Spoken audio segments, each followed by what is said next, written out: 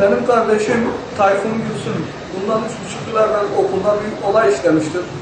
Ve bu olaydan dolayı da 8 yıl 4 ay ceza almıştır. Bu benim kardeşim bu cezanın 1 yılını Kürtçüler'de, 3,5 yılını da 2,5 yılını da Kırşehir'de yatıyordu. 3,5 yıldır cezaevindeydi. Bu kardeşim 15 Eylül Perşembe günü akşam saat 8 civarında gardiyanla tartışıyor Kürtçüler'de, açık cezaevine gelmişti bu. Oradan firar ediyor. Gardiyan buna vurmuş galiba, bundan zoruna gitmiş, bu oradan firar ediyor. Bu bizim evimize geldi. Biz kendisini teslim etmek istedik. Yani yaptığının yanlış olduğunu söyledik. Seni teslim edeceğiz. Bunu ertesi gün getirip adliyede savcıyla görüşüp, cezaevi savcısıyla bize getirin dediler, teslim edin bize dediler. Biz de kendisini teslim ettik.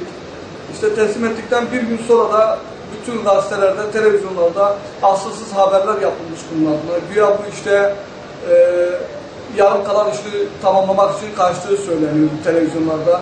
Halbuki kardeşimin bütün bunlarla hiçbir alakası yoktur. Kendisi işlediği suçtan zaten pişmanlık duyuyordu. İşte bunun düzeltilmesi için elimizden ne gelirse onu yapmak istiyoruz. Yani karşı taraftaki aile de bundan rahatsız olmuştur.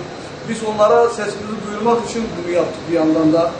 Benim kardeşimin yani kesinlikle böyle bir suçun devamını getirme gibi bir niyeti yok. Böyle bir şeyi yapma gibi bir niyeti yok.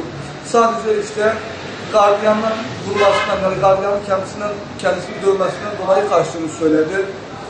Biz de buna inandık zaten. Getirip teslim edelim diye, cezasını bitirsin diye adliyeye teslim ettik bunu. Fakat işte Adana Emniyetinden bu çocuğun görüntüleri işte güya biz bunu dışarıda yakalamışız, başka bir yerde yakalamışız gibi gösterildi. Biz bütün bunlardan rahatsızlık duyuyoruz ve gereken de yapacağımızı söylüyoruz. Yani onlar hakkında gerekirse suç duyurusunda da bulunacağız.